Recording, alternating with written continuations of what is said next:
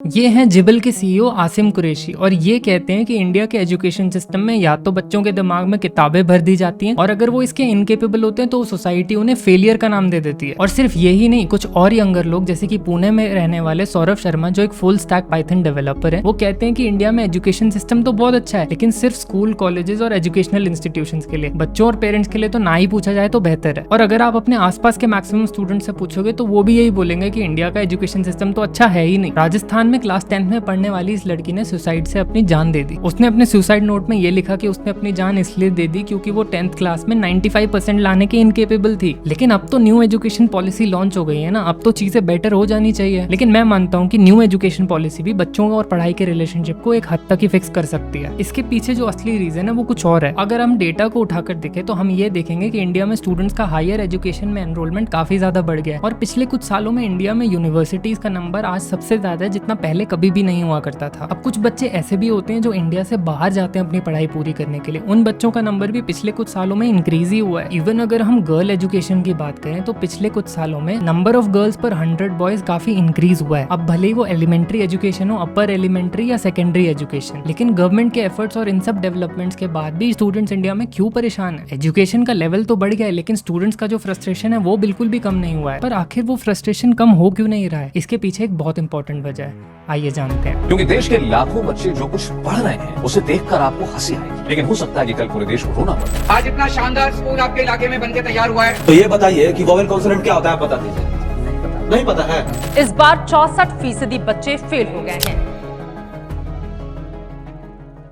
अब बात करें अगर हम वैदिक टाइम्स की, तो इंडिया में एजुकेशन गुरुकुल सिस्टम के थ्रू दी जाती थी। जो भी इंसान पढ़ना चाहता था या जो भी पेरेंट अपने बच्चे को पढ़वाना चाहता था उसे गुरु के पास जाकर गुरु से रिक्वेस्ट करनी होती थी उसको शिक्षा देने के लिए। और ये एजुकेशन दिन में कुछ घंटे ही नहीं होती थी। एक गुरु और उसके कुछ शिष्य काफी टाइम तक आपस में साथ ही रहा करते थे और यहाँ सिर्फ पढ़ाई नहीं हुआ करती थी, गुरु अपने शिष्यों को जिंदगी की भी बहुत सारी नॉलेज दिया करते थे। संस्कृत से लेके वेदास, मैथमेटिक्स, लॉजिक और मेटाफिजिक्स जो है वो गुरु अपने शिष्यों को प्रोवाइड करवाते थे। अब एक सर्टेन एज के बाद जब तक शिष्य को मन करता था वो तब तक अपने गुरु के साथ रहता था। और क्योंकि एक स्टूडेंट अपने टीचर के साथ सारा दिन रहता था तो उन दोनों के बीच में काफी अच्छा कनेक्शन बन जाता था। और ये एजुकेशन क्लासरूम्स में नहीं होती थी, ये रियल वर्ल्ड में होती थी जहाँ पे नेचर का भी अच्छा खासा लिंक हुआ करता था इन दोनों के साथ। लेकिन इंडिया में जब गुप्ता एम्पायर ने रूल किया तो पॉपुलेशन काफी बढ़ गई थी और इसके चलते गुप्ता एम्पायर के किंग्स ने बनारस और नालंदा में यूनिवर्सिटीज बनाई जहाँ पर इंडियन स्क्रिप्चर्स और बुद्धिज्म की पढ़ाई की जाती थी। अब यहाँ नोट करने की एक इंपॉर्टेंट बात यह है कि ये जो सारी एजुकेशन उस टाइम पर होती थी वो या तो वैदिक संस्कृत या क्लासिकल संस्कृत में होती थी और ये दोनों इंडो आर्यन लैंग्वेजेस हैं। ये लैंग्वेजेस मिडिल और नॉर्दर्न इंडिया में यूज होती थी। हाउएवर साउथ इंडिया में द्रविडियन लैंग्वेजेस जैसे कि तमिल का यूज होता था। अब जैसे जैसे टाइम आगे बढ़ता गया इंडिया में चाइनीज स्कॉलर्स भी आके पढ़ने लगे। जुआनजांग और यी जिंग जो है वो इंडिया आए थे बुद्धिस्ट टेक्स्ट को पढ़ने। यी जिंग बाद में बताते हैं कि जापान और कोरिया से 56 स्कॉलर्स और आए थे इंडिया में बुद्धिज्म की पढ़ाई करने के लिए। इंडिया के रिच कल्चर और एजुकेशन को देख के और भी बहुत सारी एशियन कंट्रीज में से यहाँ लोग पढ़ने आया करते थे। अब इन आने वाले लोगों को देखकर राष्ट्रकूटा डायनेस्टी जो कि लगभग 945 AD में एग्जिस्ट करती थी, उन्होंने बहुत सारे इंस्टीट्यूशंस का अरेंजमेंट किया टीचर्स और स्टूडेंट्स के लिए ताकि सब लोग एक साथ इकट्ठा होकर एक जगह पढ़ पाएं। और इसी तरीके की कुछ अरेंजमेंट्स चोला डायनेस्टी ने भी करी थी लगभग 1024 AD में। इन एजुकेशनल इंस्टीट्यूट्स के अलावा 12th-13th सेंचुरी में टेम्पल्स में भी एजुकेशन दी जाती थी। ये तमिलनाडु के चिदम्बरम में सिचुएटेड नटराज टेम्पल है जहाँ पे इसी तरीके की एजुकेशन दी जाती थी। कहा जाता है कि यहाँ लगभग 20 लाइब्रेरियंस अलॉटेड थे जिसमें 8 का काम तो सिर्फ मैन्युस्क्रिप्ट्स लिखना ही था। अगर हम टाइम में थोड़ा सा और आगे बढ़े तो मौर्यन एम्पायर काफी फैल चुका था इंडिया में और मौर्यन एम्पायर के फैलने के साथ साथ बुद्धिज्म भी इंडिया में काफी ज्यादा पॉपुलर हो रहा था। और एक इंपॉर्टेंट बात यहाँ पर नोट करने की ये है कि बुद्धिज्म के मैक्सिमम टेक्स्ट पाली या प्राकृत में लिखे जाते थे। तो जो भी बुद्धिस्ट लोग होते थे या बुद्धिज्म की एजुकेशन करते थे उन्हें पाली या प्राकृत लैंग्वेज भी आती थी। अब ये कहा जाता है उस टाइम इंडिया में जो किंग्स थे वो अपने सर्वेंट्स और औरतों से पाली या प्राकृत में बात किया करते थे और जहाँ पर थोड़ी फॉर्मल रिक्वायरमेंट होती थी वहाँ वो संस्कृत का यूज करते थे। जहाँ पर मिडिल और नॉर्थ इंडिया में पाली और प्राकृत काफी ज्यादा फेमस हो रही थी जो कि इंडो आर्यन लैंग्वेजेस हैं, उसी टाइम पर साउदर्न इंडिया में द्रविडियन लैंग्वेजेस की और ज्यादा डेवलपमेंट हो रही थी। उस टाइम तक तमिल में भी काफी मॉडिफिकेशंस आ गए थे और तेलुगु, मलयालम और कन्नड़ा जैसी लैंग्वेज भी काफी फेमस हो रही थी। और एक इंपॉर्टेंट बात नोट करने की ये है कि इन्हीं लैंग्वेजेस में लोग आपस में बात भी किया करते थे और एजुकेशन भी इन्हीं लैंग्वेजेस में हुआ करती थी। इंडिया में इस्लाम आने के बाद यहाँ का एजुकेशन सिस्टम में काफी सारे चेंजेस आए। कुतुबुद्दीन ऐबक ने काफी सारे रिलीजियस इंस्टीट्यूशंस बनाए जहाँ सिर्फ रिलीजियस पढ़ाई ही हुआ करती थी। निजामुद्दीन औलिया और मोइनुद्दीन चिश्ती उस टाइम पे बहुत ही ज्यादा पॉपुलर एजुकेटर्स हो होते थे और इन्होंने भी काफी सारे रिलीजियस इंस्टीट्यूशंस एस्टैब्लिश किए थे। लेकिन आगे आने वाले टाइम में मुगल एम्परर्स ने सिर्फ यही चीज नहीं करी। ये कहा जाता है कि जो अकबर थे वो बहुत ही ज्यादा इंक्लूसिव थे। इस्लामिक मोनेस्ट्रीज और इंस्टीट्यूशंस तो यहाँ पर चलते ही थे, लेकिन साथ ही साथ अकबर ये भी एनकरेज करते थे कि एग्रीकल्चर, ज्योग्राफी और इवन पतंजलि का योग सूत्र भी पढ़ाया जाए, वो भी संस्कृत में। एरिस्टोटल, भास्करा द सेकंड और चरक के काम को भी इस टाइम में अकबर ने बहुत ही ज्यादा बढ़ावा दिया। कुछ लोग ये कहते हैं कि कई सारे मुगल रूलर्स ने तो काफी सारे मंदिर भी बनाए थे इंडियन एजुकेशन को प्रमोट करने के लिए, ताकि वहां पर वेदास, मेटाफिजिक्स, लॉजिक और फिलोसफी डिस्कस की जा सके, वो भी अपने ट्रेडिशनल मेथड में। लेकिन ये स्मूथ और ऑल इंक्लूसिव सिस्टम बहुत ज्यादा टाइम तक नहीं चलता। शाहजहां के बेटे दारा शिकोह और औरंगजेब को पढ़ाने के लिए फ्रांस से एक फ्रेंच फिजिशियन आते हैं जिनका नाम होता है फ्रैंकोआ बर्नियर। बर्नियर 1658 में इंडिया आते हैं और करीब 12 साल इंडिया में गुजारते हैं। जब 1670 में वो फ्रांस वापस जाते हैं तो वहां पर वो एक बुक पब्लिश करते हैं जिसका नाम होता है travels in the Mughal empire, और उसमें वो इंडिया के एजुकेशन सिस्टम को भर भर के क्रिटिक करते हैं। वो कहते हैं कि इंडिया में हायर एजुकेशन के लिए कोई भी फॉर्मल इंस्टीट्यूशन नहीं है। वो बताते हैं कि यहाँ तो बस छोटे छोटे ग्रुप्स में गुरुज के अंदर कुछ स्टूडेंट्स रहते हैं जो उन्हीं के अंडर पढ़ाई करते हैं। वो कहते हैं कि वहाँ के बच्चे संस्कृत स्क्रिप्चर्स पढ़ते हैं, एस्ट्रोनॉमी पढ़ते हैं और बहुत ही पुराना आउटडेटेड चीजें पढ़ते हैं जो कि यूरोप में अब कोई पढ़ता भी नहीं है। पर अभी तक एजुकेशन सिस्टम जैसा भी रहा हो, हमने एटलीस्ट एक चीज तो इंपॉर्टेंट नोट करी है कि पुराने टाइम से लेके अब तक जिस लैंग्वेज में बच्चों को पढ़ाया जाता था वही लैंग्वेजेस घर में बोली भी जाती थी। बच्चों को लॉजिक, मैथ्स, मेटाफिजिक्स और फिलोसफी भी उनके मदर टंग में ही पढ़ाई जाती थी। अब भले ही वो नॉर्थ इंडिया की इंडो आर्यन लैंग्वेजेस हो या साउथ इंडिया की द्रविडियन लैंग्वेजेस। और इस फेज के बाद इंडिया में ब्रिटिशर्स की एंट्री हो जाती है। हालांकि कुछ ब्रिटिशर्स जैसे कि अलेक्जेंडर जॉनस्टन जो है वो इंडिया की बहुत ज्यादा तारीफ भी करते हैं और तमिल, तेलुगु, हिंदुस्तानी लैंग्वेजेस को सीखने के लिए बहुत ज्यादा एफर्ट भी करते हैं। वो बताते हैं कि इंडिया में हिंदूज ने लॉजिक और मेटाफिजिक्स में बहुत ज्यादा प्रोग्रेस कर रखी है और वो इतनी प्रोग्रेस होती है कि वो ग्रीक फिलोसोफर्स से भी ज्यादा होती है। लेकिन सब ब्रिटिशर्स एक जैसे थोड़ी ना होते हैं। अब इसी टाइम पे एंट्री हो जाती है विलियम बेंटिक और थॉमस मैकाउले की। ये दोनों इंडिया में 19th सेंचुरी में आते हैं और ये कहते हैं कि मॉडर्न एजुकेशन जो है वो सिर्फ इंग्लिश में ही प्रोवाइड की जा सकती है। उस टाइम पर इंग्लैंड में बहुत सारी मिशनरीज जो है वो इंग्लिश में एजुकेशन प्रोवाइड कर रही थी और वो चाहते थे कि इंडिया में भी इस तरीके की एजुकेशन अप्लाई हो। और ये जो वर्नाकुलर या रीजनल लैंग्वेजेस में इंडिया में पढ़ाई होती है इसको सेकंड लैंग्वेज बना दिया जाए। अब जो स्कूल्स वर्नाकुलर या रीजनल लैंग्वेज में पढ़ाई करवाते थे उनको प्री मॉडर्न स्कूल का नाम दे दिया गया, क्योंकि मॉडर्न तो इंग्लिश ही होती है। विलियम बेंटिक और मैकाउले कहते हैं कि इंडिया के ट्रेडिशनल एजुकेशन में मॉडर्निटी जैसा कुछ भी नहीं था और इसलिए उन्होंने अपना एक एजुकेशन सिस्टम बनाया जिसको हम मैकाउलिज्म के नाम से जानते हैं। वो मानते थे कि इस सिस्टम से पढ़ के जो इंडियंस निकलेंगे वो बाकी पिछड़े हुए इंडियंस और ब्रिटिशर्स के बीच में इंटरमीडिएट की तरह काम करने के लिए परफेक्ट रहेंगे। और इसी टाइम पर इंडियन एजुकेशन सिस्टम को एक बहुत बड़ा धक्का लगता है। थॉमस मैकाउले इंग्लिश को इंडिया की ऑफिशियल लैंग्वेज बना देते हैं सेकेंडरी स्कूलिंग के लिए। जो भी इंडियंस इंग्लिश नहीं बोल पाते थे उन्हें स्कूल से निकाल दिया जाता है और सिर्फ इंग्लिश स्पीकिंग इंडियंस को ही जॉब के लिए रखा जाता है। अब कुछ लोग बोलेंगे कि हम इसकी पॉजिटिव साइड भी तो देख सकते हैं, इसमें प्रॉब्लम ही क्या है? इसके आने से इंडिया का लिटरेसी रेट ही तो बढ़ा है ना। बट यहाँ प्रॉब्लम लिटरेसी रेट की नहीं है, प्रॉब्लम है स्टूडेंट्स का अपने एजुकेशन सिस्टम से डिस्कनेक्ट हो जाना। अब वो कैसे हुआ? इंग्लिश लैंग्वेज का नेसेसरी इंपोजिशन उसमें से एक बहुत बड़ा रीजन है। मैं समझाता हूँ कैसे। सबसे पहले तो आप इन चीजों को पढ़िए जो मैकाउले ने इंडिया के बारे में लिखी थी। मैकाउले कहते थे कि इंडिया और अरेबिया का पूरा लिटरेचर भी अगर उठा लिया जाए तो वो यूरोप में किसी भी लाइब्रेरी के एक शेल्फ के नॉलेज के बराबर ही उसमें नॉलेज मिलेगी। वो कहते हैं कि संस्कृत लैंग्वेज में जितनी भी एजुकेशन इंडिया में प्रोवाइड की जाती है वो तो इंग्लैंड में लगभग प्रिपरेटरी स्कूल में ही बच्चों को सिखा दिया जाता है। इसलिए वो बोलते हैं कि इंडिया में 6th स्टैंडर्ड के बाद जो भी बच्चे होंगे उनके लिए इंग्लिश स्पीकिंग और इंग्लिश में पढ़ाई करना नेसेसरी। और इसी वजह से 1830s में मॉडर्न सब्जेक्ट्स जैसे कि मैथमेटिक्स और साइंस को इंट्रोड्यूस करा दिया जाता है। हालांकि मेटाफिजिक्स, लॉजिक और फिलोसफी को दरकिनार कर दिया जाता है ये बोल के कि ये सब सब्जेक्ट्स तो पुराने हो चुके हैं। और तो और जो टीचर, स्टूडेंट और नेचर का एक बहुत ही अच्छा रिलेशनशिप होता था एंशिएंट इंडिया की पढ़ाई में, उस रिलेशनशिप को भी तोड़ दिया जाता है ये बोल के कि अब से जो भी पढ़ाई होगी वो सब एक छोटे से क्लासरूम के अंदर ही होगी। अब जिस तरीके से इंडिया को ब्रिटिशर्स ने कॉलोनाइज कर रखा था उसी तरह से अफ्रीका में भी बहुत सारी कंट्रीज को ब्रिटिशर्स ने कॉलोनाइज कर रखा था। एनगुगी वा थियोंग एक अफ्रीकन फिलोसोफर है जो इसी कॉलोनाइजेशन का एक हिस्सा थे। वो बताते हैं कि जब वो छोटे थे तो उनकी कंट्री में भी उनकी रीजनल या वर्नाकुलर लैंग्वेजेस में ही एजुकेशन चलती थी, लेकिन जब कीनिया को ब्रिटिशर्स ने कॉलोनाइज कर लिया तो वहां पे इंग्लिश जो है नेसेसरी कर दी गई एजुकेशन के लिए। इंग्लिश की इंप्लीमेंटेशन को इतना स्ट्रिक्ट बना दिया कि जिन बच्चों को रीजनल लैंग्वेजेस में बात करते हुए देख लिया जाता था उनको फाइन कर दिया जाता था या उन्हें पनिशमेंट दे दी जाती थी। टीचर्स उन स्टूडेंट्स को पकड़कर मारा करते थे अगर वो इंग्लिश में बात नहीं करते थे तो। और उन्हें ये फर्क नहीं पड़ता था कि बच्चा कितने गरीब परिवार से आ रहा है, अगर उसने इंग्लिश में बात नहीं करी तो उसे फाइन देना ही पड़ता था। और तो और अगर एक स्टूडेंट बाकी सब सब्जेक्ट्स में पास हो जाता है लेकिन इंग्लिश सब्जेक्ट में पास नहीं होता तो उसे अगली क्लास में जाने की परमिशन भी नहीं थी। एनगुगी वा थियोंग बताते हैं कि उन्होंने जैसे तैसे करके इंग्लिश लैंग्वेज स्कूल में पास कर ली थी, लेकिन यूनिवर्सिटी में एडमिशन लेने के बाद उन्हें सिर्फ इंग्लिश और यूरोपियन ऑथर्स और पोएट्स के बारे में ही पढ़ाया गया। पर यहाँ इंग्लिश और रीजनल लैंग्वेज का ऐसा क्या लेना देना है? देखिए, जो कोई भी लैंग्वेज होती है उसके दो एस्पेक्ट्स होते हैं। एक तो ये कि वो दो लोगों के बीच में कम्युनिकेशन के एक मीडियम की तरह काम करती है, तो दूसरा ये कि वो किसी भी कंट्री या जोग्राफिकल एरिया में उसके कल्चर को आगे बढ़ाने का काम करती है। अब एग्जाम्पल के तौर पे इंग्लैंड में कम्युनिकेट करने की भाषा भी इंग्लिश है और उनके कल्चर को आगे बढ़ाने के लिए जो भाषा यूज की जाती है वो भी इंग्लिश है। पर अगर हम एक नॉन इंग्लिश स्पीकिंग कंट्री जैसे कि जापान को देखें तो वहाँ मोड ऑफ कम्युनिकेशन तो इंग्लिश में हो सकता है,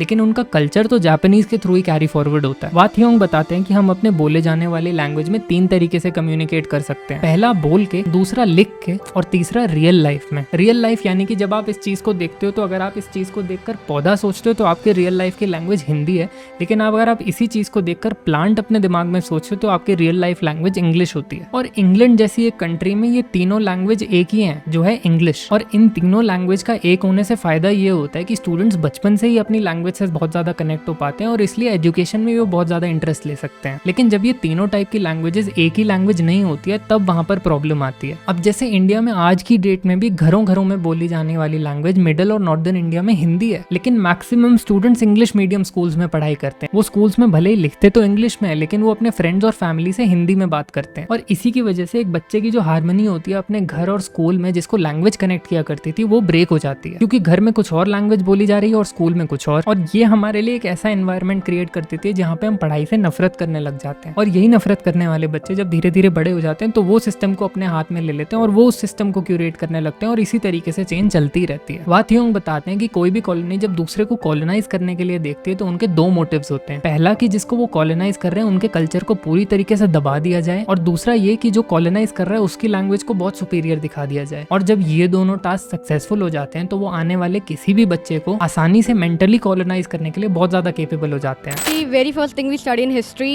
is that UK colonized India, which leaves an impression that okay, they are bad people, they have ruled over us, which is definitely not a nice thing to do. I think there would have been a lot of nice things they did for India, but those things are not shown. We only are taught about how they ruled over us. Good urban planning and also a good education system, all brought by British, and I'm very happy for it.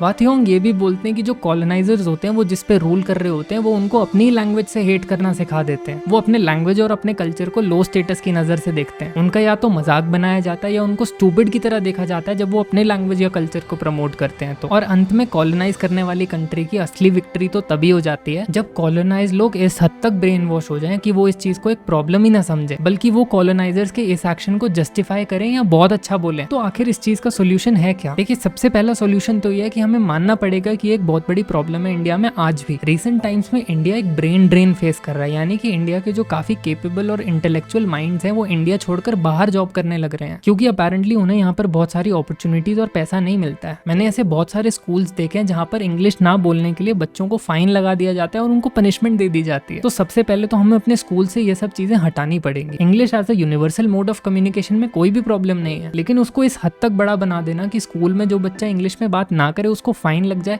मेरे हिसाब से ये ठीक नहीं है। More over हमें colonialism के बारे में और ज्यादा पढ़ाई करनी चाहिए, जिससे हमें ये पता चलेगा कि हम लोग किस हद तक डोमिनेट किए गए थे। हाँ, हमें जरूर पॉजिटिव्स की तरफ देखना चाहिए कि ब्रिटिश के इंडिया में आने से क्या पॉजिटिव्स आए, लेकिन इसका मतलब ये नहीं है कि हम सारे नेगेटिव एस्पेक्ट्स को भुला दें। हमें हमेशा ये याद रखना चाहिए कि इंग्लिश एक लैंग्वेज है, उसे बोलने या यूज करने से कोई भी इंसान आपसे सुपीरियर नहीं हो जाता है। तो इस वीडियो में इतना ही। आई होप आपको ये वीडियो इंटरेस्टिंग और इन्फॉर्मेशनल लगी होगी।